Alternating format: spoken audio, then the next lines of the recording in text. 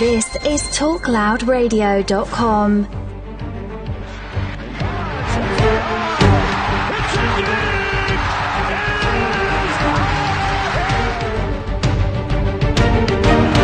A deep one for the end zone. Phelan is down there. Oh, he got it! He got it! He got it! Touchdown! Touchdown! Oh! A spectacular move by Michael Jordan!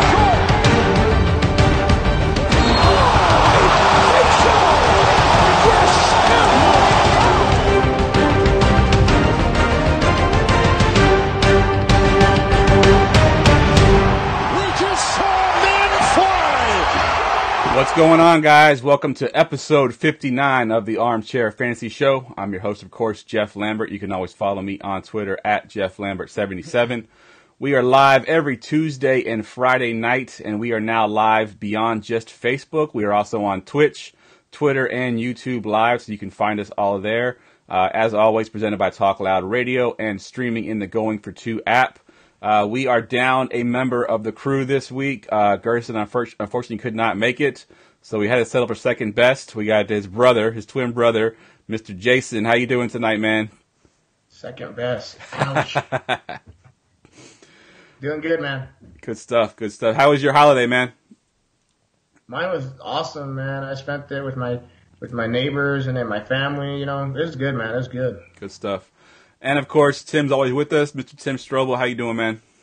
I'm doing good tonight. I had a good Thanksgiving, went down to Houston, spent some time with the family, but that Thanksgiving slate killed me, man. I don't think I cashed a single lineup. Yep, I'm with you on that. I had the same issue. I had Traquan Smith in basically all my lineups and didn't pivot in time and got stuck playing Calvin Ridley.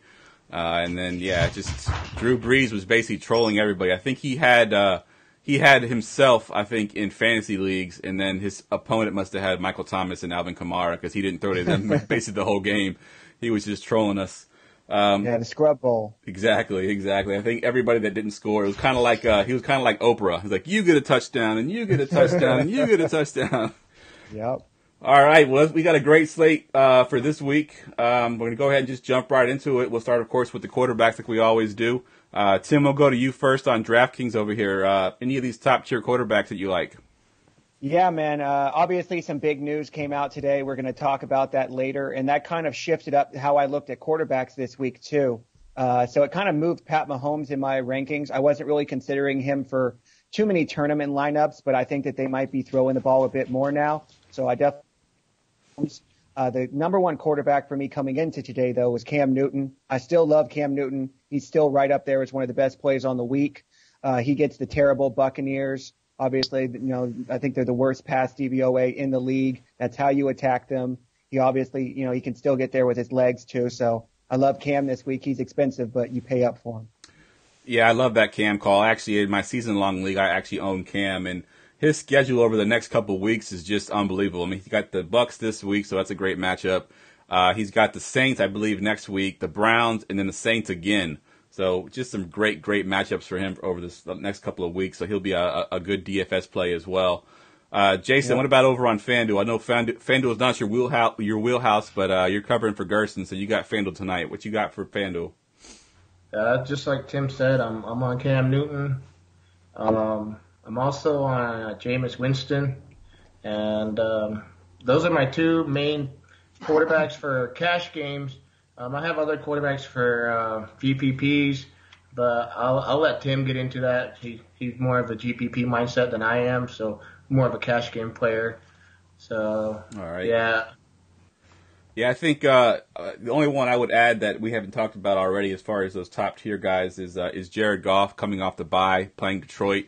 Detroit's defense has just been horrendous, and I think that the Rams will come off. Gurley's fully healthy. They're going to be able to just pick the lines apart. They're playing in Detroit, but it's in a dome, so that kind of favors the Rams with their speed. So Jared Goff at 8,400 on FanDuel is a pretty good play as well, and of course you can stack him with just about anybody. Robert Woods is probably the one you'd want to get in there, but Jared Goff's a pretty good play as well. All right, let's move into some of the mid-tiers and values here, Tim. What you got for your quarterbacks over on DraftKings? Yeah, well, Jason mentioned it. He's probably going to be my cash game quarterback. It's Jameis Winston. I think he's a great mid-tier play on DraftKings. I think he's good for both cash and GPP because he's got plenty of upside. Another guy I'm considering, not as much for cash, but definitely for GPPs, is Andrew Luck. He's just been on an incredible run these last few weeks, throwing multiple touchdowns in every game. I don't think he's been under 20 points in like 6 weeks.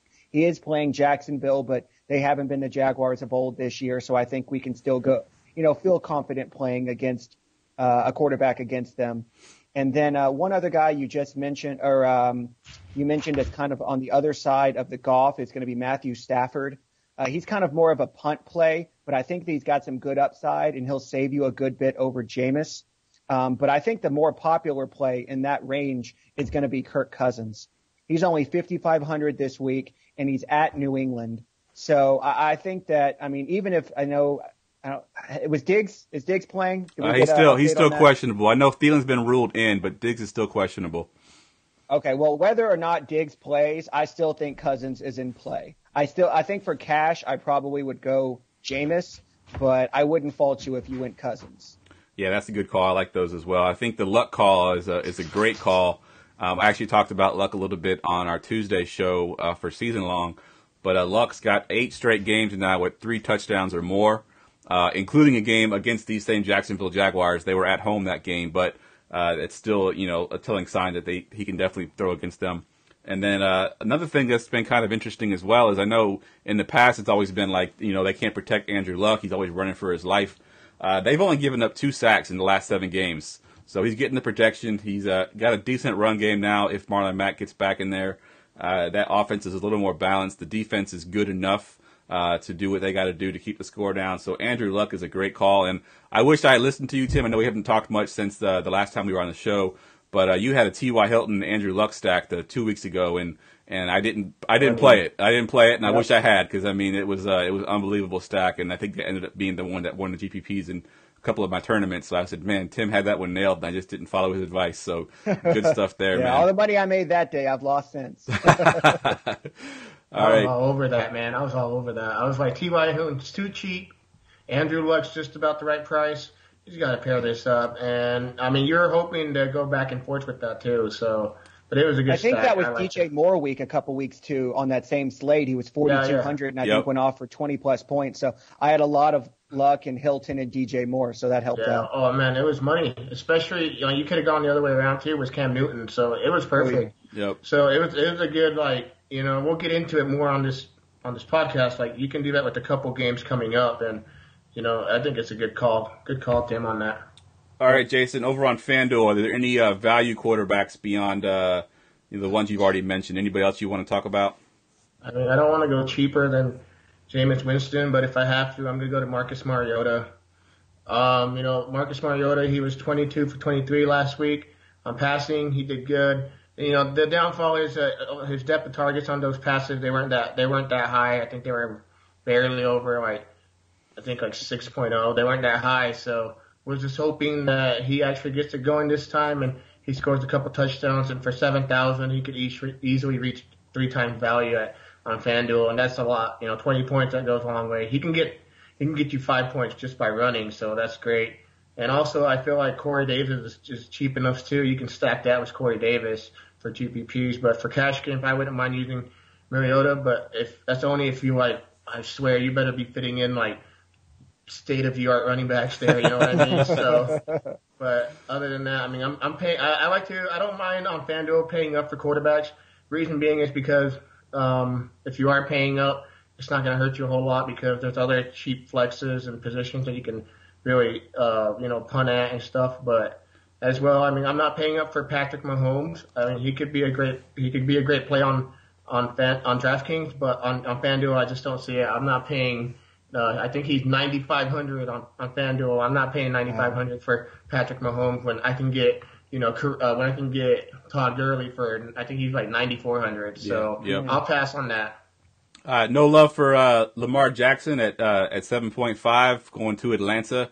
Their terrible defense. Should be able to pass decently against them. Of course, he's got the great floor with his running ability. You got any love for Lamar Jackson this week, Jason? I just rather go with the route of Jameis Winston, but Lamar Jackson is a good call at 7.4 because he does have a higher rushing upside than Jameis Winston. I don't think they'll run the ball 26 times like they did 2 weeks ago, but they will run the ball, and he could do well. Also, you don't have to worry about him getting pulled within like 4 interceptions, because Joe Flacco's already out, so the Ravens aren't going to go to anybody else. Yep, I think it's Joe Webb that's there. They're not going to go to him. Yep. Well, no, it's RG3. Yeah, RG3. RG3. Yeah, exactly. All right, Tim, I'm going to go to you real quick. I got a question from Facebook here from Damian Porter. GPP option, any interest in Case Keenum in that good matchup against Cincinnati? Yeah, you know what? I actually did have him on my list as a punt. I do think he's certainly interesting. I think the only reason you're playing him is because you're going to stack him with Manny Sanders or possibly a guy we talk about later. But I do think he's in play. As I mentioned with Cousins at 5,500, it's hard for me to justify that extra 200 in cash. But for GPPs, yeah, I definitely think he makes a low-owned stack. Yeah, I agree. Low dollar stack. That Cincinnati defense makes everybody look good. So, yeah, I agree with that. Hey, one quick note on that Cincinnati defense. You mentioned earlier about Lamar Jackson. I actually had him on my list, and I actually kind of took him off. And part of the reason is I think that the first 2 games, the teams he's played against, has made him look much better than he actually is. He got the Bengals at home, and then he got the Raiders at home, and now he's going on the road to Atlanta. Now, they're bad to the pass, but we saw him passing. It's not good. If he's going to rely on running on the road, I think he's going to struggle. So we might see Lamar Jackson regress a little bit in this game. Yeah, I definitely heard that scenario because this is his first road start, obviously. It's in Atlanta, which even a bad team like Atlanta, they play so much better at home, even defensively. They're getting some of their pieces back from injuries. So that defense should have been better. They had a couple guys go on IR, so they've been terrible this year. But they are playing better of late, and in that dome, they play a lot better. So that's a good call. It could be some regression there for Lamar Jackson, and he'll probably be likely pretty high owned because he is still fairly cheap, and he's sort of the hot quarterback right now. All right. Anybody else we want to talk about before we move on to for tight ends? No. All right. Let's go ahead and jump into tight ends here. This time, Jason, we'll go to you first. We got a couple of the top tier guys. It's been a while that we've had some of these top tier guys on the slate at once. We got Travis Kelce, George Kittle, and Rob Gronkowski all on the slate with some second-tier guys like Jared Cook and Greg Olsen. Who do you like in this top tier for tight ends if you're paying up this week? I really do like if you're going to pay up, you got to go to our boy Travis Kelce, All right, I guess I'll do it. I'll point out the elephant in the room.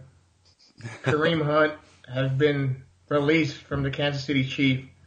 He's also put on the commissioner exempt list. So to me, that just helps out Travis Kelce. That brings more short passes to him. That brings more volume, more usage, more targets. He's going to get it all. So Travis Kelce at 7,800 on FanDuel, I don't mind paying up for that because, if you look at wide receivers, a lot of the wide receivers I like are around that 7,800 or 77,000 price range, so I could swap him for the tight end position if I want to pay up. So that's what I like as a top tight end, and that's the only top tight end I'll be paying for. Yeah, I agree with FanDuel too as Travis Kelce or bust because I'm not going with Kittle in Seattle, and I'm not going to go with Rob Gronkowski. I know he played well last week, but it's Minnesota. It's a better defense, and you never know what's going to happen with him. What about over on DraftKings? Anything different over on DraftKings, Tim? Nope, I think you guys nailed it. You pay up for Kelce, or I think you pay down this week. Which seems to be like we say a lot. We say that every week, just basically pay up at the one guy that's the top guy, and then if not, you're punting it completely. Though I'll tell you, last week, a lot of people talked about Ertz versus Kittle. Like, they were pretty close. And if you played Kittle, you got burned. So Yep, that's true. Sometimes it seems like you really don't even know. Yep. Yeah, I got burned in on that because I was going Kittles all the way. I was like, man, I'm so excited. Like, who just got rolled out? Marquise Goodwin just got rolled out. You got freaking Pettis and this other guy named, I think his name's like Bourne or something like that. I don't remember. Yeah. Kendrick Bourne. I was like, all right, all the targets to Kittle, which is true. He did get 12 targets. He got 12 targets, but he just didn't do very much with them. So that's the downfall, And then Ertz had a pretty good game, didn't he? I don't remember exactly. Yeah, he was like 22 points. He paid himself off. Yeah, he definitely did. I didn't have him a whole lot, so I was just like crying in my sleep. All right. Let's go back to you, Jason. Let's talk about some of the mid-tier and lower end tight ends over on FanDuel. Anybody you like? Yeah, man, I like Eric Ebron, man. Eric Ebron at 5.6 thousand. He's facing the Jaguars. Jalen Ramsey might be out for this game. So to me, I think that'll affect the defense a whole lot. So they'll have a lot more space down the middle, and because the cornerbacks are going to be focused and the safeties will be focused more on helping the cornerbacks out a little more. So that's going to help Eric Ebron get down the middle. But then again, he's also Mr. Red Zone. I mean, he gets targets in the red zone. He gets runs in the red zone. He gets it all, man. So you got to go Eric Ebron here at 5.6 thousand. He's actually my cash game tight end for sure if I'm not paying up. All right. Yeah, I think I love that Eric Ebron call. And I know a guy that we talked about a little bit earlier in the year that was sort of the Eric Ebron vulture when Doyle was out, Mo Ali Cox, 6'5", 265 pound tight end. That's just a monster in the red zone. He's been ruled out, so that takes away that sort of vulture. I think he's got like 6 catches this year, but he has 2 touchdowns. So he could have been a vulture for Eric Ebron, but now that he's out, I think Eric Ebron gets all the red zone targets in there. So I love that Eric Ebron call against Jacksonville. And Jacksonville, the way you beat them is with the tight end, I believe. So good stuff there. What about over on DraftKings, Tim? What you got? Yep, I definitely think Eric Ebron is the cash tight end on DraftKings too. He'll probably be the highest tight end ownership on the slate. A couple of pivots from him at similar price points. We finally saw David Njoku again last week, so I definitely think we can go back to him. Houston is a team that traditionally gives up a ton of points to the tight end, so I like that play. And then a guy lower is Greg Olsen. Again, we want to attack this Tampa Bay Buccaneer defense multiple different ways. He's gotten consistent targets since he's come back. 6, 6, 4, 3. At 4,100, you don't need a whole lot for him to pay off. And he'll be much lower owned than Ebron because they're so similar in price. Yeah, that's a good call on Njoku. And just to sort of back up your point on the Houston Texans, they're actually 31st DVOA versus the tight end. So only one team worse than them in the league against the tight end. So definitely a great play there with Njoku. He got plenty of targets last week. Definitely love the Njoku call. So yeah, good stuff there. Anybody over on FanDuel that you want to talk about, Jason, that's a little bit cheaper on the cheaper end besides Eric Ebron? To be honest, I only wrote down those 2 players because I felt like that's all I was going for. What about Cameron Brate in that high-powered offensive game there?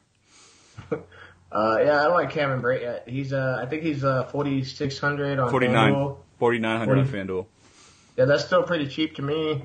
And considering he's the red zone target for Jameis Winston, he should get it. Last week he did pretty good in the first half. After that he disappeared, but I was happy because he got me that touchdown.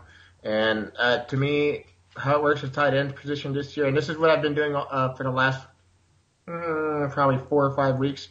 I've been paying down at tight end, but except that I had a week where I paid up for Travis Kelce. But the reason why I've been paying down is because it's hit or miss. And if you get hit or miss and you don't get those points from your tight end, then you're kind of screwed. So I just paid down, and last week he paid off for me, so I was really happy in cash game. Dude, my cash game roster last week was fire. I got 195 points on DraftKings. Wow. So I cashed everywhere, all across the board. And I was kind of worried because all I had was morning players. So yeah. I was like looking at the roster. I hate that when you got to sweat it out. And I was like, man, last week, man, you should have told me you were all over CMC. I didn't have him anywhere. All the news that came out with running backs, I was like, I'm playing Breida and Edwards and Nick Chubb in every lineup. And they did okay. But if you didn't have CMC last week, you didn't make any money. Yep. You probably did the same mistake that like 60% of the field did. It was like, oh, I like CMC. But James Conner, man, he looks really good. No, I didn't play any Conner. Oh, man. No, it was all Chubb, Breida, and Gus Edwards. Yeah, man. So I lucked out and I had him everywhere. But I kind of, that's why I said you kind of made the same mistake everybody else did because I made that mistake in GPPs. Yeah. I went Conner and I didn't have CMC very much. But yeah, to get back on point, if I'm going to pay down, I will pay down for, Cameron Brate. Yeah, Cameron Brate. I like him, man. He gets targeted. Jameis Winston. That's Jameis Winston's boy right there. Yep, so definitely. Oh, and Deshaun Jackson's out. Yep. So that helps him as well. That puts more volume towards him. That actually helps out Chris Godwin too, but we'll get to that later. There is one more guy I want to talk about, Tim, but let's go to you first. I know that it was mentioned in the chat here, and if you don't talk about him, I'll talk about him. But he's pretty cheap over on DraftKings. Yeah, I won't have a lot of exposure, but just because of what he opens up. First of all, I love the Brate call. I'm going to have a lot of Brate as well. But I think on DraftKings, you got to take a look at Matt Lacoste. Obviously, he's taking over from Jeff Hireman as the tight end of the Broncos. And he got a touchdown last week, so obviously he's going to get some ownership, but he's 2,500. I mean, whenever you can pay minimum price for a guy that's going to be the starter and see even 5 targets, he's got to be in consideration. Now, as you mentioned, some value opened up to where I don't think that you necessarily need to punt tight end this week, but if you're going to punt tight end, I think he's the clear choice on DraftKings. Yeah, I definitely agree with that at 100%. And the Bengals, I'm looking at their DVOA versus the tight end. They're actually pretty decent, but I think it's more of that they're so bad everywhere else that there's no reason to go to the tight end. They're just terrible everywhere else, so that tight ends don't get a whole lot of love. So I like that call as a minimum salary guy. If you're going to punt it, just go ahead and punt the hell out of it and get that extra value there. Yeah, like you said earlier, if I was running a Keenum stack, if it was me, I would probably do Keenum, Sanders, and Lacoste. Yeah, and that's a pretty cheap stack, and you definitely can build around that. You can pay up for some of those other guys, yeah. Yep, exactly. Good stuff. All right, I think we pretty much talked about the tight ends to death. Let's go ahead and move on to the defenses. And Jason, we'll start with you. What's your cash game defense this week, and who else do you like? So this week in cash games, I don't really want to pay up for defense. The reason I say that is because the defense you are paying up for, I believe that, like, for example, look at Kansas City's defense. They're 4,300. While they are a good defense, they're not a great defense.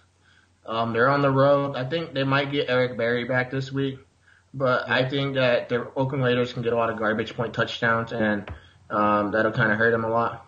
So to me, if I'm going to do it, I'm actually going to pay down on cash games, and I'm going to go down to Carolina Panthers against the Tampa Bay Buccaneers. I understand that the Tampa Bay Buccaneers can get a couple points here and there on them, but one thing that's guaranteed, turnovers. Like 7-Eleven being open is Jameis Winston throwing interceptions, baby. So if the Panthers can get me some interceptions, I'll be happy. And I believe this game's at Carolina, right? It's in Tampa. It's in Tampa. Well, I don't know if you guys saw that, but on like StubHub, they're like begging the fans to show up to the game. Yeah, they're giving away tickets. I saw that. Yeah, so I'm just saying, you don't really have a home field advantage. The Chargers have a better one, and we've seen their stadium. So yeah, I mean, I like the Carolina Panthers. If you're gonna pay down on FanDuel at 3.8. Yeah, I mean, there's other defense, but I'll let Tim take care of it. All right, Tim, what you got over on DraftKings that you like? Yeah, I think my number one defense and probably my cash game defense, as Jason just alluded to. Sorry, my bad. Is the Chiefs, man. I don't know if DraftKings is trolling us, but they're only 2,500. I know they're on the road, but they're like my number 4 projected defense, and they're like 15th in price. Yeah, that's crazy. So I don't know what they were doing, if they're just trying to mess with us. On DraftKings, you play the Chief. I don't care what you say. So I see a couple guys in the chat right now mentioning the Broncos. Like, we're talking about a team on the road against Driscoll versus a team on the road against Derek Carr. I mean, at this point, like, how much difference is there really? And you mentioned that, like, Driscoll even has the rushing floor. So it's like, no, I think they're the better team. I think they're the better defense in this situation. Give me the Chiefs. Driscoll got like 2 touchdowns and a half, didn't he, last week? Like in a quarter? Like, I honestly would trust Driscoll more than Carr at this point. Oh, yeah, dude. Like, that's thrown, certainly. Yeah. I mean, also, I'm going to mostly pay down. I will have some of my Packers this week. They're only 2,800 on DraftKings. They are at home, and they get Josh Rosen, and the Cardinals come into town. They won't be my cash game defense, but we're going to talk about Aaron Jones later. So I think in my Aaron Jones stacks, I'm going to have the Packers defense. And then in my Spencer Ware stacks, I'm going to have the Chiefs defense. Yeah, it's good stuff there. I love all those calls there. And there's really no one that I really wanted to add to that list. I mean, if you wanted to pay up, there are some teams you can pay up for. You could go up to Chicago if you wanted to. You can go up to Seattle if you wanted to. There's a couple of them. Green Bay is probably a decent choice if you wanted to go up there against Arizona. But with those options that y'all mentioned, I don't think there's any reason to pay up for defense. Save the money and pay up elsewhere.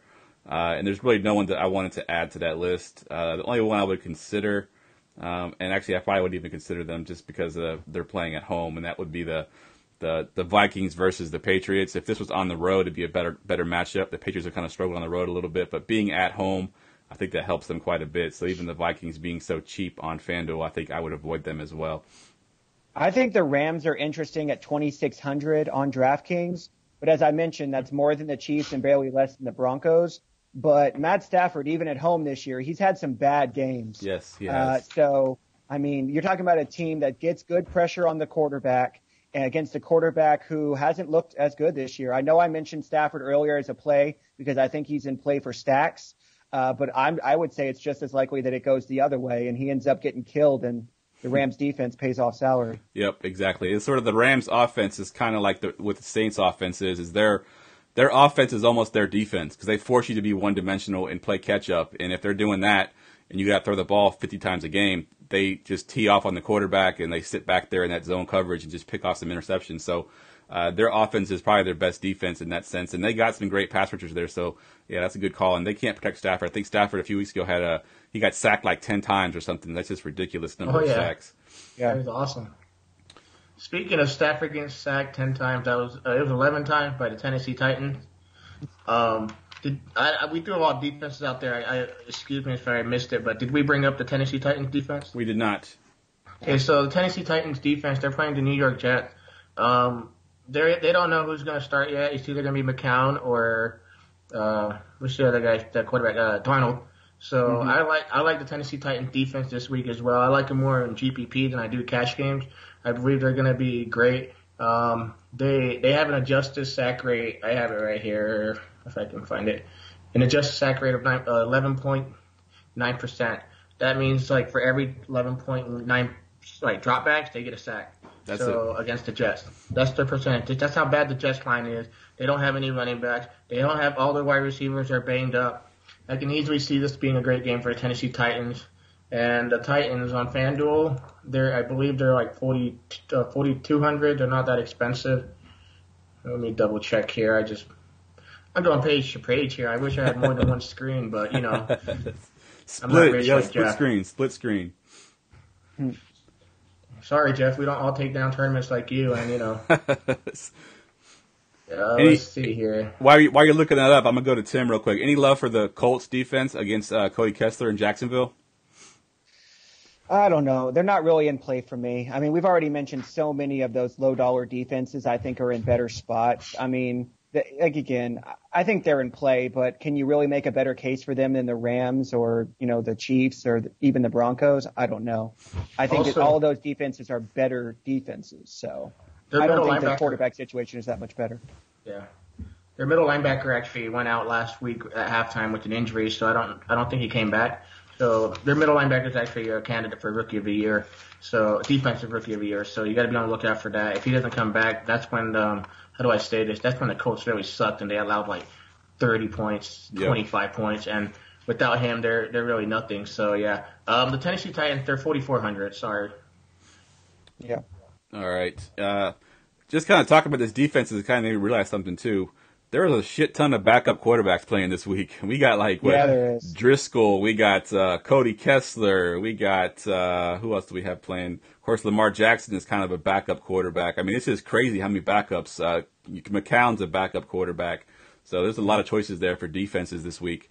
So, how about your precious 49ers, my friend? I said backups. That's a third rounder. He's a third stringer. Yeah, he's a backup to the backup. We didn't get that far. There's levels to this, right? Yeah. All right. Real quick before we go to break, I just wanted to promo something really quick. I know this is an NFL podcast and we don't talk much NBA, but we do play NBA.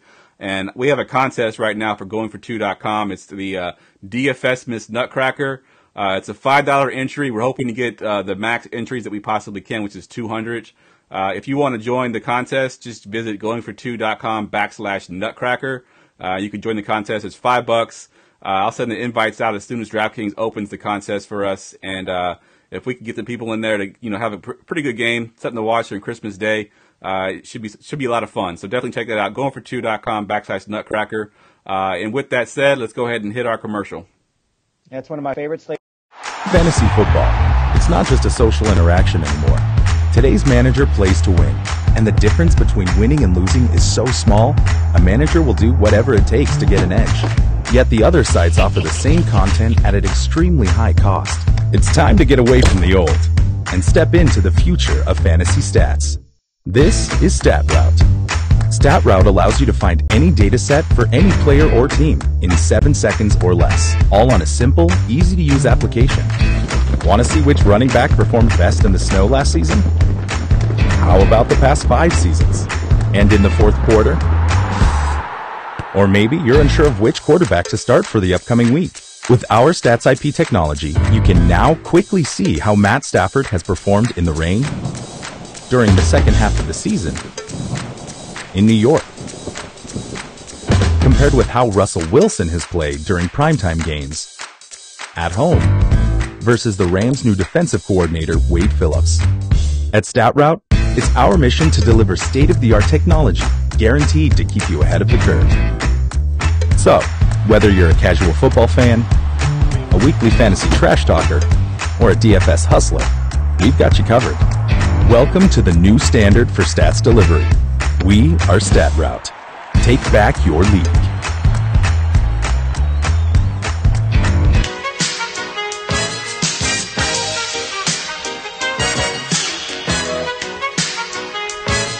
This is it, what? Lucini pouring from the sky, let's get rich, what? All right, guys, welcome back. First and foremost, we want to thank our sponsor, StatRoute.com. New standard for fantasy stats, any stat, any player, anytime. Use promo code G42FF to save 25% off. They are actually going to be launching their NBA product here pretty soon. So if you play NBA DFS, you want to get on that. Or even if you play season-long leagues, they're an excellent stat company. They do things like how a quarterback performs in weather or how running backs perform in certain weather conditions, first half, second half kind of stuff. So some great stuff there that I use all the time for my lineups. All right, guys. Now we're going to be down to the positions that we love to talk about the most. We'll start with running backs. And, of course, we got some great breaking news before the podcast went live. Not great for Kareem Hunt, at least, but great if you're a DFS player because it opens all kinds of value. Kareem Hunt, of course, is no longer with the Chiefs, but he's been released. With that said, Jason, we'll go to you first. Obviously, Spencer Ware is going to be the chalk play here, but is there anybody else that we want to talk about at running back? We're going to top price, right? Top value, like top. Yep. Yeah, whatever you want to talk about. Just whatever you want. You got the floor. Okay, well, I'm going to go top tier here, man. I'm going to go back to CMC from last week on FanDuel. Now, some people will argue with me and be like, oh, what about Todd Gurley? I'm going to say, well, you know what? I like CMC. So, CMC is going, that's Christian McCaffrey, by the way, people. Sorry, I realize not everybody knows him like that. Yeah, he's going up against the Buccaneers. Their 27th DVOA run, their 18th DVOA pass in the league. To me, that's a recipe for success right there. I think he can get me, as my boy Al Smith called it. He calls it the triple double of the NFL. I think he can get me 100 yards on the ground and in the air. So, and a touchdown. I think he can do that easily. And at 8.8, I like that. So I'll take that all the way. And that team's implied team total is about 29 points, and the game total is 54.5, and the pace for that game is going to be ridiculous. It's going to go back and forth. I'm mass multi-entering this week, so you can bet your bottom dollar that I'm going to have all the players in this game. It's going to be the nuts. I'm excited for this game, and I'm going to have CMC stacked with Cam Newton. So, yeah, I mean, you can even play that in cash games if you want. So I don't see any risk with that because a lot of the volume is centered around those two players. It's either one's going to run in, the ball. It's either going to be Cam Newton or CMC.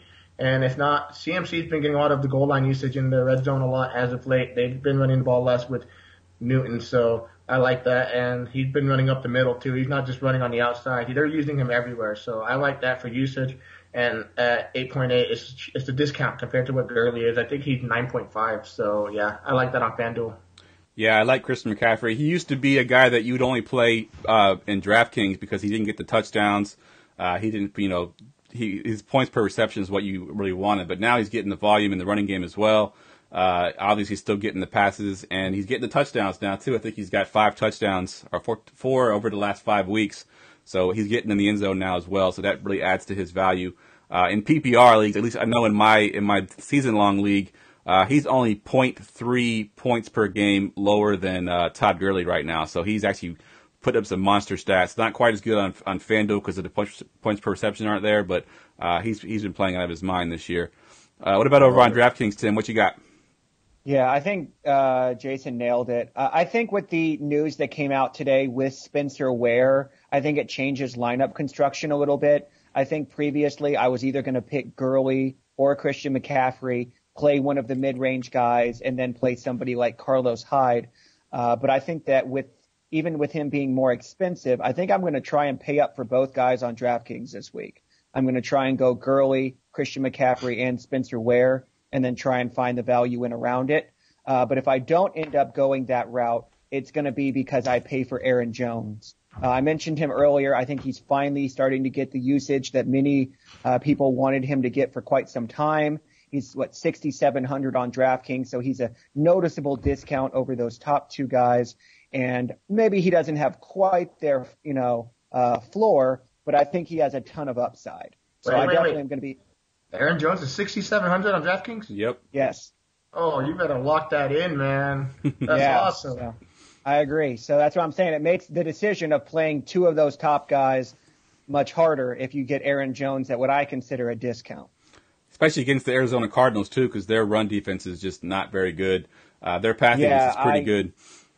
I read that they're the number one in rush attempts given up by like a mile. It's not even close. Wow. I don't have the exact stat in front of me, but sometimes my Packers don't do what seems like the most obvious thing. Yeah. But I think in this case, like they did it against Miami, so I am confident that they look at this situation similarly and say this is an Aaron Jones game. Yeah, I agree 100% because that Cardinals defense is pretty good in the secondary. They put Peterson to shadow Adams. I think that takes away at least one of the options to some degree. I mean, Adams will still get his, but if they run Aaron Jones, they just can't stop that. I think that's the way to beat them for sure. I think it'll be an ugly-sided game anyway, so I think Packers get up big, and then Aaron Jones can close it out in the fourth quarter with a ton of runs and get that fourth-quarter usage. Oh, yeah. The Arizona Cardinals have allowed 132 yards per game for the last 4 weeks, so I like that a lot, man. He's going to eat, and they've allowed also 48 yards receiving to running backs too. So Aaron Jones is a great call. He's going to eat, man. I can't wait. Also for GPPs and cash games, you can play them both ways. Agreed. All right. While we're talking about Aaron Jones, we have a question on Facebook about him from Aaron Rasmus. I hope I said that right. For Jones's price, do you think Lindsey's a better value, or who do you think is a better value, Lindsey or Jones? Ooh. I have him very close. Actually, Phil Lindsay was the next guy on my list that I wanted to talk about because I think somebody mentioned earlier about paying down to like Keenum for quarterback. I assume that if you're going to do something like that, it's because you want to fit three of these guys and not pay down. So if you want to go Gurley, CMC, and then Lindsey, or Jones and CMC and Lindsey, I think that's a viable strategy this week. In terms of raw points per dollar, I think that Lindsey is the better play, but I think the upside of Jones is so much higher that I'm willing to give up slightly better value for the higher ceiling. Yeah, because when you get in the red zone, you don't have Royce Freeman coming in and taking up your usage there. Well, yeah, for Aaron Jones, that is. Because Aaron Jones, he's just a workhorse now. They're not looking to what's that other? Is it Jamal Williams? They're not looking at Jamal Williams. Not at all. Ty Montgomery's gone. They basically bring Jamal Williams in for pass protection. That's really it. I think he got like a couple touches last week, and that was it. Like, he's on the team for pass protection and special teams. Yep. If anybody knows the Packers better, it's this guy right here, Tim. So I'll take his word for it. I like it. And like you were saying, point per dollar on FanDuel, it actually works out as well. Phil Lindsay's 7,000 and Aaron Jones is 7,600. So it just depends which way you want to go. But I mean, you can stack both of those with their defenses if you want a good correlation. But it's not that high of a grade of correlation, but it's good enough. Yeah, good stuff there, guys. I like all those calls. I don't have too many mid-range guys that I like that y'all haven't already talked about, so we're going to go ahead and move into the values. Obviously, Spencer Ware is there. We won't talk about him too much, but we'll go to you first, Tim, on DraftKings. Who else you got besides Spencer Ware? Yeah. Well, one guy I was pretty high on before today was Gus Edwards. All year, we've pretty much been picking on running backs against the Falcons. We usually prefer to go with the pass-catching backs, but we saw what Chubb did to them a couple of weeks ago, and he got most of his work done on the ground. He had, 23 touches last week, 17 touches before. He is questionable, but I do expect that he's going to play. So I think that at 4,800, he makes an interesting play. And then the only other guy I have to mention, or I guess two guys really, is Carlos Hyde and TJ Yeldon. Obviously, Fournette is out this week because of the suspension, and they're going to be playing the Indianapolis Colts, which are pretty giving to the running back position. As I mentioned earlier, going into today, I was seriously considering Carlos Hyde for cash, not as much of a GPP because I don't think he has a great ceiling. But I think I'm kind of off that play now. I think if I'm going to be – wait, go ahead. There's 3,600, right? Yeah, 3,600. No, 3,300. Sorry. Wow, 3,300. Yeah, for sure. Yeah, if it wasn't for the Ware news, I think he was pretty much a lock in cash. I guess technically you can still run both of those guys if you're just going to pay up at tight end or wide receiver, but I don't think that's optimal this week. Maybe use Yeldon in GPP. Somebody mentioned earlier, they're going to have to be playing catch up in this game, and I agree. So I think that suits Yeldon much better than Hyde. Yeah, there is one other guy, and he's mostly DraftKings, so I'll bring him up now before we get to FanDuel, and that's Theo Riddick. I think Theo Riddick with the Rams and that high total in that game is going to be up and down the field. We already talked about they can't protect Matthew Stafford, so it's going to be check down city. I mean, he can have 13, 14 targets in this game easy. So I think Theo Riddick will be a low-key, sort of low-owned player with some of the guys we've already talked about being a little bit higher-owned. Theo Riddick has been quietly doing his thing in Detroit there with Tate gone. He lines up, I think, 50% of his snaps in the slot, so he's getting a ton of usage there. Obviously, he gets a couple carries here and there, but he's definitely their receiving running back, and with the Rams coming to town, they're going to need to pass the ball a lot. So Theo Riddick's my guy on DraftKings. All right, Jason. He's got 3 carries in 4 weeks. When are they going to give him dual position eligibility on DraftKings? Exactly. I don't understand this. Make the guy a wide receiver already. Agreed. I need it. I think he is playing almost more snaps in the receiver position than he is at running back. So yeah, that's definitely a good call. All right, Jason. What about over on FanDuel? Anybody else outside of what we talked about already on FanDuel that you like?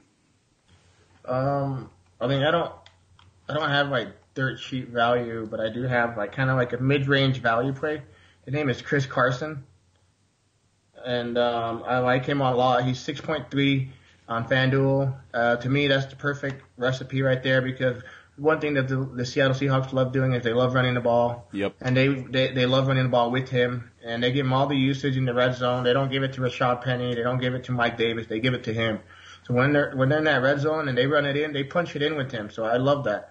And I really like the fact that he's a workhorse there. Yeah, he loses some carries here and there, but in reality, if you really watch the game, you know that they're not very, they're not valuable carries that he's missing. They're more like you get a breather here and there, Right. So it's not like they're taking him out at the red zone, So I like it. I like Chris Carson at 6.3 on FanDuel. The one thing is Tim mentioned is he said Carlos Hyde and TJ Yeldon on for DraftKings. I'll go out on a limb here and say that that's more of a DraftKings play because you're not going to get the volume and usage at 5.3 with Spencer Ware that you would get from TJ Yeldon and those guys. So I don't see no reason to pay down for TJ Yeldon or Carlos Hyde. Carlos Hyde is 5,000. Don't go to that. Just go straight to Ware. Unless you want to be contrarian and you want to go put Carlos Hyde in your GPPs, go ahead. But to me, I wouldn't advise that. I just stick to Spencer Ware. That's my cheap running back right there. I'm gonna have him everywhere and anywhere.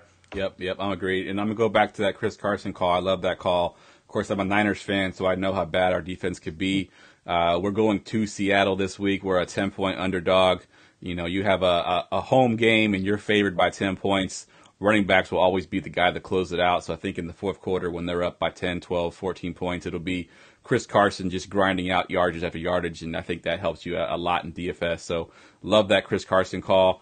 We did have another question on Facebook here. Thoughts on Shady McCoy or Kenyon Drake, and then Gore for GPP. So 3 guys there, Shady McCoy, Drake, and Gore. Jason, we'll go to you first. That bad, huh? I don't really like it. I'm sorry. Kenyon Drake last week, he was just one more tackle away from breaking his arm. who is it? Shady McCoy was the other one? Shady McCoy and then Gore. Actually, you know what? Shady McCoy could be sneaky if you think about it on DK.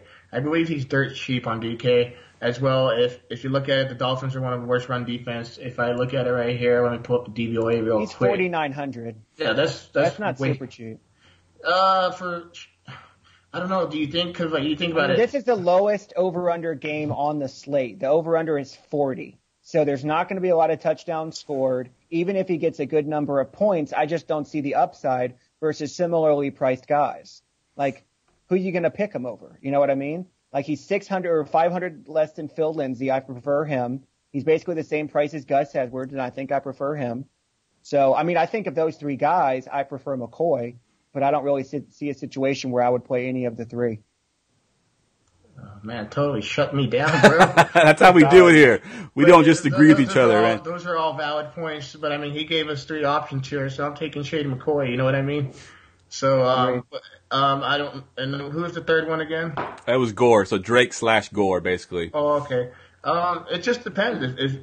If he's ruled out, Kenyon Drake, Gore should be cheap enough. You can play him here and there, but none of those guys I would recommend just paying down for. I mean, to me, like I'm telling you, people, just play Spencer Ware. He's playing the Oakland Raiders, and if you don't believe me, I've seen the Raiders play like 7 times this week. All those other games, I just stopped watching. I'm like, nope, I'm done. They suck. They don't even care no more. So just play Spencer Ware. But I mean, if you want to, you can play Shady McCoy, but just listen to Tim. You know, he's good. All right, good stuff. Is there anybody else here at the running position that we talk about before we move on to wide receivers? Anybody? I got nothing, going man. twice. That's pretty much all I was looking at. All right, we'll go to you, Tim, first with wide receivers. Let's go top tier receivers. Who are you paying up for this week? Are you paying up this week? Oh, yeah, wait. Wait. Sorry. I do have one more player. We totally missed that. Saquon Barkley. Oh, yeah, good call. I am going to play Saquon Barkley. I don't care what he's priced at. Well, actually, I do, but he's 8,600 on FanDuel, and I understand, yeah, that's a lot. But the Giants' defense did give up a touchdown. They gave up 25 DraftKings points to Tariq Cohen. And to me, I mean, not to be rude, but Saquon Barkley, you're right, is 2 times the size of that guy. Yeah. And he's going to get his, and they're at home. They're at home. I like that when they're at home. Also, he gets the passing down receptions, and they're going to target him a lot. They're going to use him a lot. He's 8,600. I believe he's 7,900 on DK. Is that correct? Yep. So I mean, that's dirt cheap. 7,900. That's a discount right there. I would take that and run with that all day. Yeah. I think Saquon, this is kind of going to be, I think, probably the toughest spot for him since week 1. They're number 1 DVOA against the run and then 10th DVOA against pass-catching running backs. But they're going to scheme, in my opinion, for Saquon. So if he comes into this game and he's still able to get it done, he's basically matchup-proof at this point. Yep, agreed 100%. I like Saquon because I think he'll be lower owned because they are playing the Bears, so you can get him at a low ownership at a pretty good price. And if he, has a typical Saquon Barkley game, you're pretty much money at that point. All right, Tim. Yep. Before we got Gersoned, as I'm going to call it, because Gerson always does that. Wait, one more thing. I think Jason's trying to pull his best Gerson impression, so we just got Gersoned. We'll go to Tim here for your top 2 receivers over on DraftKings. Yeah, well, I did it again. Jason mentioned it earlier, but everything really this week comes down to relative pricing, right? So I love Tyreek Hill this week, but he's 9,100, right? So he's more expensive than Christian McCaffrey and $200 less than Todd Gurley. So it's going to be really hard for me to pay up for Tyreek Hill in anything but a Mahomes GPP stack. So I definitely wouldn't recommend him for cash. I probably won't have a high allocation in tournaments. He'll obviously be in my Mahomes stacks. But if I'm going to pay up for a one wide receiver this week, it's going to be DeAndre Hopkins. I just feel like every week this guy gets it done. I think he's number 1 in the league in terms of catch rate. He just gets tons of targets every week. He's one of the safest plays, I think, in DFS. The only way I may move off of Hopkins is if Diggs is officially ruled out before lock and I can get Adam Thielen for 200 less. That's pretty much where I'm looking. Otherwise, I'm probably going to be paying down a bit at wide receiver. All right, good stuff there. Love Hopkins. Hill's a little bit pricey for me over on DraftKings as well, so I think I might have him in some home It's crazy to see a 9K receiver, man. Yeah, it really is. Especially with the volume he gets. Like, only he could do that. Yep, exactly. All right, Jason, what about over on FanDuel? Anybody besides who we mentioned already? He mentioned Adam Thielen. I'll pay up for Adam Thielen on FanDuel, and it's not really paying up for him per se. He's 8.1, I believe, if I'm looking at my notes correct. Yeah, he's 8.1 thousand, but yeah, it's just he's a target monster, man. He went like 8 games with 100 yards, over 100 yards. He almost broke that Calvin Johnson record, and he tied it, but. I mean, and it was great, and I like him. I mean, Kirk Cousins is just going to throw the ball. They're not going to run the ball against the Patriots. They're just going to throw the ball, and that's all they've been doing for the whole season so far. Dalvin Cook's doesn't look the same, and I just like Adam Thielen a lot. I like that other call with Hopkins too. So I mean, there's a lot of great plays on this slate at wide receivers, but it's not within this range. It's not in the upper tier range. I mean, you can play Julio Jones, but I think that Jimmy Smith, he's pretty good, and that Baltimore defense is pretty stingy as well. But Julio Jones on DK, I don't mind him, actually. I like him on DK. He's always I swear he's like a guaranteed 20 points every week, no matter what. Yeah, he's so take it and run. But, I mean, on FanDuel, maybe I'll poke him with, what's the saying? They say a 10-foot pole. I'll poke him with this, maybe like a 6-foot pole. I mean, that'll be good enough for me, Good stuff. Hey, man, before we move out of the elite players, I got to give Jeff a shout-out real quick. I don't know if you were about to talk about your boy, but if you weren't, I'm gonna. Because Mike Evans finally showed up, y'all. Finally. He is in the building. Finally. It had to happen. I talked about him every week this season. It finally happened, man. I feel good. Yeah, so we haven't been on the show a couple weeks. You called it out 2 weeks ago. He had 33 DraftKings points. And then obviously last week, San Francisco, he had 20 DraftKings points. I don't necessarily think that I'm going to have a lot of Evans, but if he went out and had another close to 30-point game, I wouldn't be shocked. Yeah, I think it's good to finally see him catching the ball. That's been a struggle for him. How much is he on DraftKings? 8,100.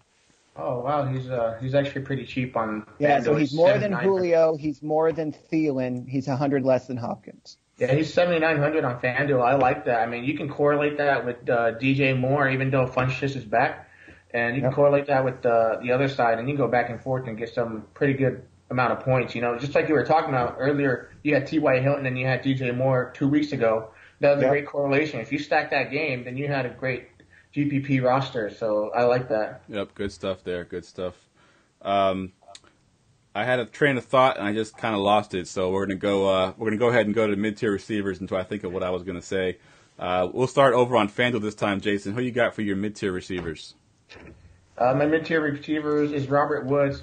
He's lining up in the slot.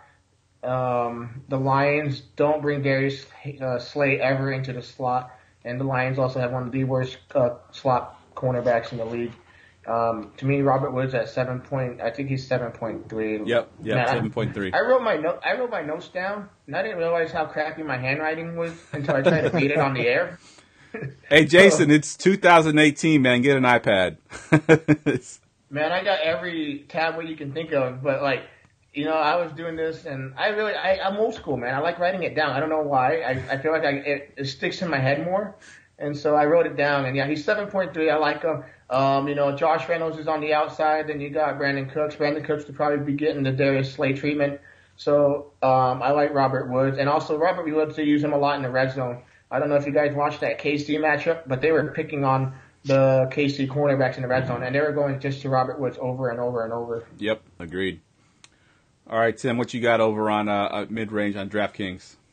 Yep, I have 4 guys listed for mid-range wide receiver, and all 4 of them are staples of this show. So we're going to go right on brand here. Robert Woods, as Jason just mentioned. Kenny Golladay, as he just mentioned. DJ Moore, who we've mentioned multiple times in this show and just said it again. And then Jeff's guy, Corey Davis. So all 4 of those guys, I think, are firmly in play this week. So, I mean, if I'm looking at mid-range, I'm almost guaranteed to have one of those 4 guys. They're all in great spots this week. Yeah, good call there. I can't pull up Corey Davis' stats, so I'm just going to go off my season-long stats because I actually own him in season-long Dynasty League. And Corey Davis, in the last 4 games that Mariota has actually played full games, he's basically a wide receiver 1. He's got, I think, 26 points, 23 points, and 12 points, I believe, in PPR format. So The one game that he didn't play well was against the Colts, but that's the one that Mariota got hurt, so that's why he did play well in that game. So I love me some Davis this week, especially on DraftKings, because he gets that PPR sort of bonus because he gets tons and tons of targets in that offense. So good stuff there. All right, let's go down into the cheap duel. I think we may have lost Jason. All right, we'll come back to Jason. No, I'm here, bro. All right. I got him. All right. We're cutting in and out there. I think we're good now. We lost a little bit of connection, but I think we're good now. No, I got Corey Davis, man. Corey Davis is cheap on FanDuel as well. He's 5.9. 5.9, man. I'm playing him everywhere. I like Corey Davis. I got it right here. I mean, he's been getting red zone targets. He got, did our video just end? Because mine says live video has ended. I think we may have split again because it's still live over on my side. Okay, go ahead. All right, we're good, guys. Remember, it wouldn't be a podcast without technical difficulties on the going for 2 podcasts. Yep, I'm gonna be hardwiring this computer here pretty soon because it's the Wi-Fi that keeps cutting us off. We're gonna have to agree to disagree on that. Trust me, I know technology pretty well, and unless you're like in a dungeon downstairs in the basement, then yeah. But other than that, I mean, we'll see. But anyways, back on Corey Davis. Against the Patriots, he got 2 red zone targets. Against Dallas, he got 2. Against the Chargers, he got 3. And in the last 2 games, we'll have to ignore that Colts game. That was just abysmal. That was just a horrible game because I think Mariota got hurt at halftime. Yep. And then in that last week game, I mean, he was a beast. I mean, he got 4 targets, and not only did he catch all those 4 targets, he went 96 yards and a touchdown. So he's a very kind of like Michael Thomas. Michael Thomas has a catch rate of 90%. So Davis is making the best of all his catches. So I like him this week at 5.9. Good stuff. All right, Tim, over on DK, anybody you digging deep on? Yeah, there's a couple guys. One guy you already mentioned is Josh Reynolds. Obviously, he's going to be a benefit of the extra snaps with Kupp out for the season. He had 20 points in the last game. I think he's probably going to be in a good spot because, as we mentioned, we do expect Slay to shadow Woods.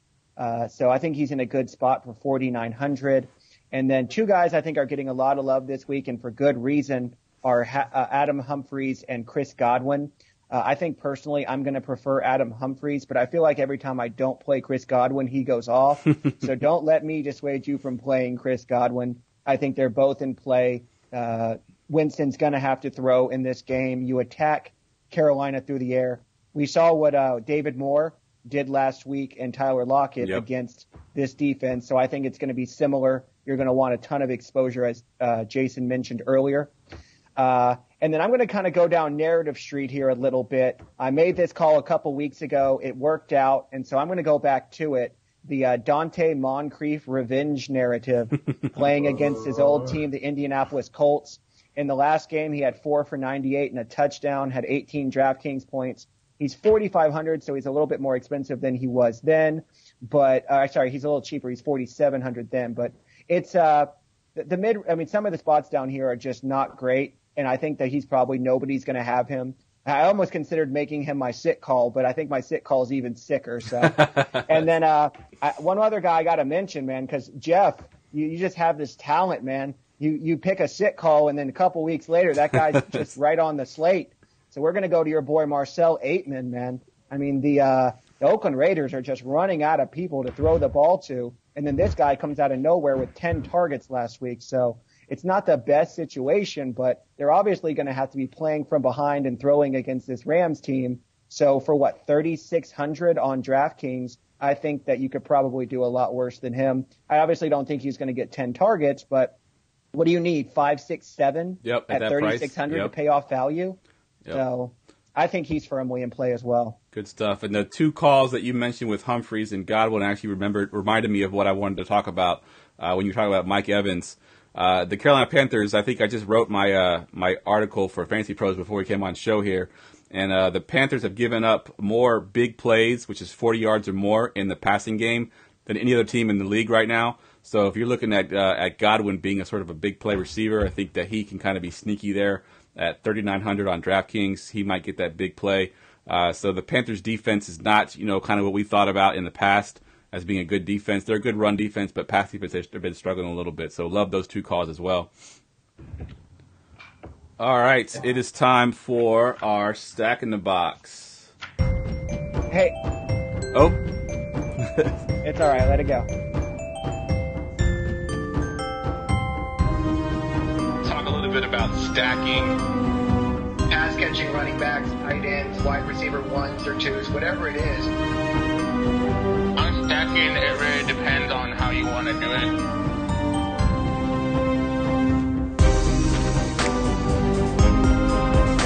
Okay, so we have a running back, wide receiver stack. If you're expecting that your, say, quarterback and wide receiver one are going to go off.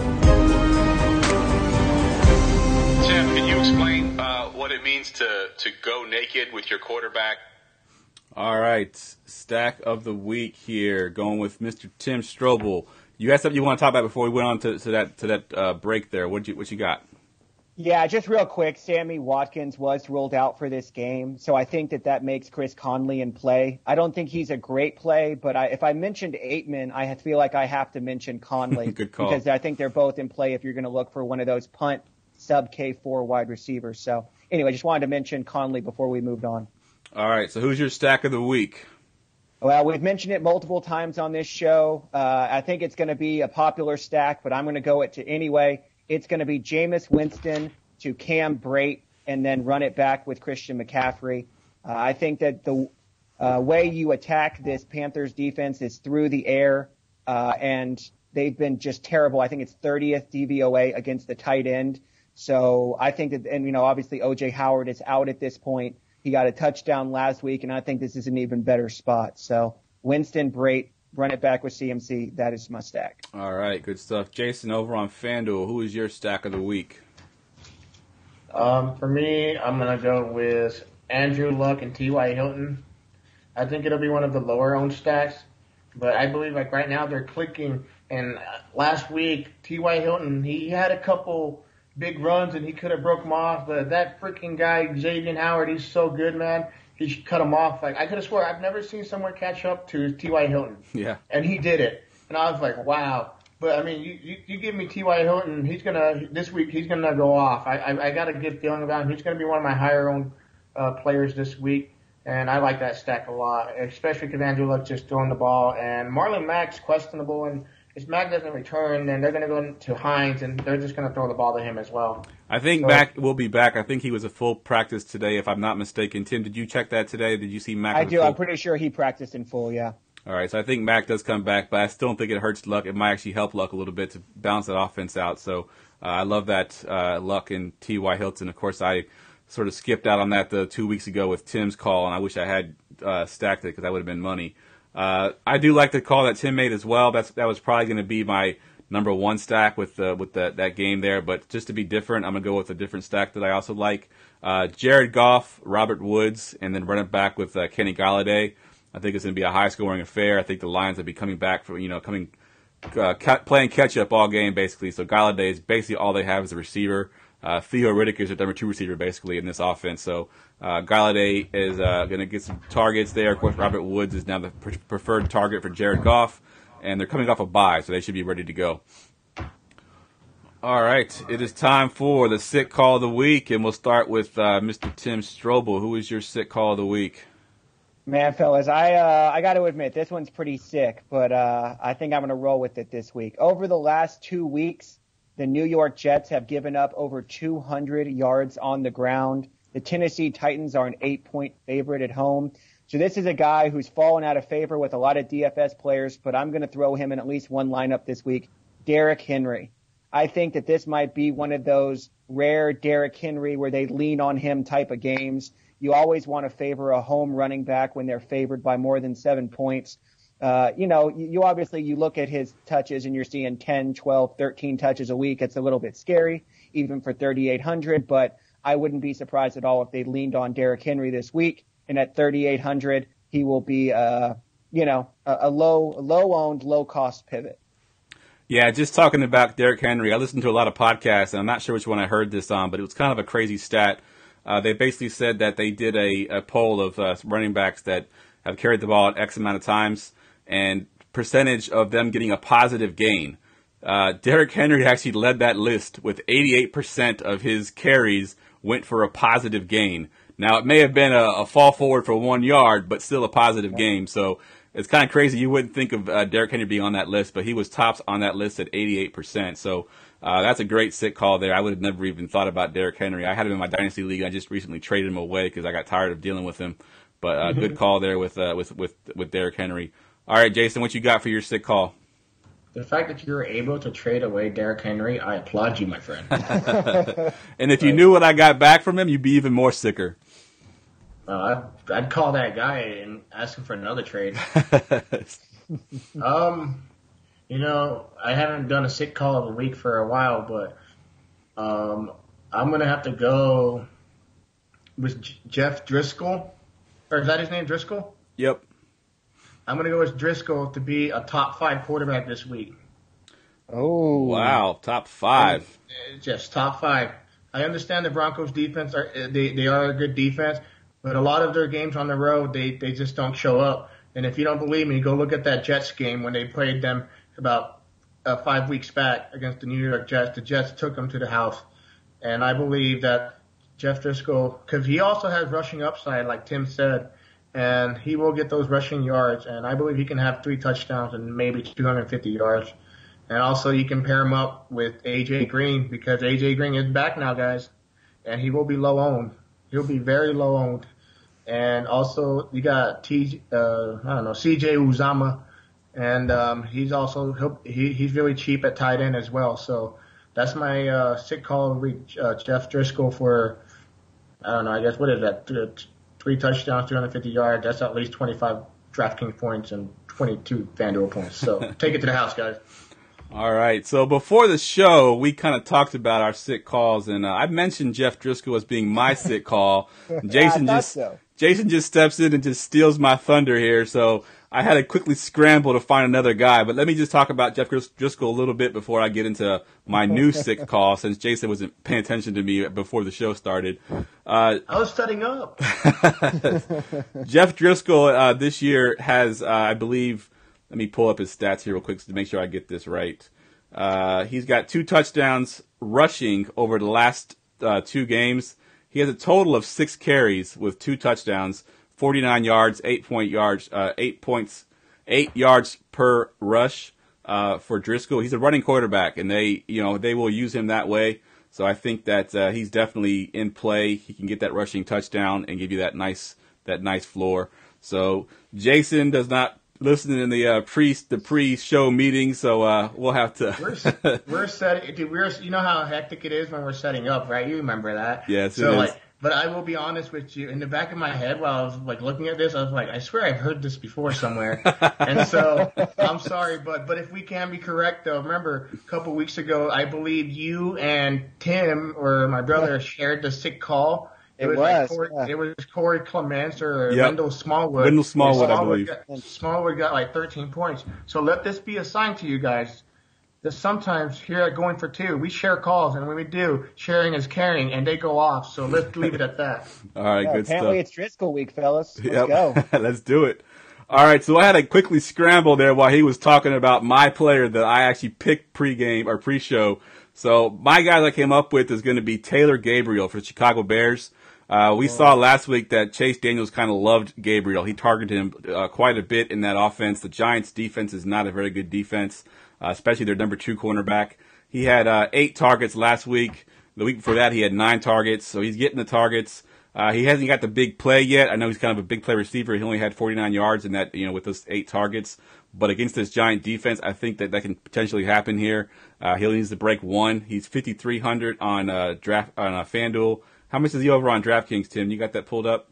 4,200. 4,200 over on DraftKings. So that'll be my new sick call of the week. But if Driscoll goes up, I'm taking credit for that one too. Oh yeah. Sorry, man. It's all good, man. It's all good. Gerson doesn't listen during the show sometimes. I'll come to Gerson and be like, yeah, someone we haven't mentioned, and he'll talk about the guy I just literally talked about. I'm like, Gerson, were you even paying attention? You know what he is like when he does that though. Is he's looking at other stats. Yeah, I know, because I can see him. I can see him on my screen at the same time. The audience can't see him, but I see him studying all this, and I'll talk about a certain guy, And I'll come to him and he'll go, someone we haven't talked about yet. And I'm like, Gersten, we literally just mentioned that guy. Yeah. Or he'll say, nobody's really talking about this guy. We literally just talked about him. But, he's getting better Yeah, at boy, it, to be Chief. honest with you. Yeah, Gersten, I know you're listening to the show, man. We love you. We can't wait to get you back on the show, man. Work those 14-hour days and get that money and come back next week. Get that money. All right, let's go around the house here and get our Twitter handles. Jason, if you even know your Twitter handle, I don't know if you do or not, but because you don't go on Twitter very often. I'm not even going to try, bro. I'm not even active on Twitter, so I just feel like I'm obligated to give one out. But you know what, guys? You don't even worry about Twitter. Just find me at Facebook at the DFS Roundtable. I'm there. For my cash games, I always put up the core the Sunday morning. I put up a core, and I help everybody out. Last week, I put up some plays last week. I had a friend of mine, he messaged me, and he goes, hey, dude, man, I'm glad you posted your plays because I wasn't even on Barkley, and I wasn't even on CMC. I'm like, well, who were you on? And he told me, and in a way though, he was on the right, because he was on like a lot of people were on James Conner, and then the other running backs, and I was just like, okay, well, you got to look at it that way, and he's like, okay, it makes more sense. So I try to help out people, and Tim does too. Tim's actually very active and responding to people. I'm just too busy building 150 lineups and my cash game roster. So, he's really good at that in the morning. So you can find me there. And I'm excited. All right, good stuff. Tim, where can we follow you at? Yeah, as Jason mentioned, the best way to get a hold of us is going to be in the DFS Roundtable. We do breakdowns throughout the week. We do threads, and then we always do updates on Sunday mornings. So that's going to be your spot to check. And then if you want to get at me on Twitter, I'm at Keto DFS. That's at KETO DFS. All right, good stuff. We had a few questions here just to close the show out. Aaron asked if Gersten and Jason are identical twins. Yes, they are. I believe. Jason, are you older by like an hour, or is it Gersten that's older by like an hour? Gersten's older by like an hour, but let's not go into that story. Third world country, guys, just remember that. They don't realize there's a second baby in there. It's ridiculous. And then one more question from Jason, because we kind of cut the show off there. The show does syndicate. It'll be up on YouTube. It'll be syndicated on YouTube. We also syndicate on all your major podcast networks in audio format. So iTunes, Stitcher, Google Play. You can find the full thing there as well. So if you missed a little bit of the show, you can definitely come back and check us out there. It'll also get posted on goingfor2.com. And I mean, pretty much anywhere. You just go search for Talk Loud Radio on Google, and you're going to find everywhere you can possibly find us. So good stuff there. All right, guys, for Tim, for Jason, I'm Jeff. You can follow me on Twitter at JeffLambert77. That's a wrap. Go, Pack, go. Raiders suck. I love Fire it. McCarthy.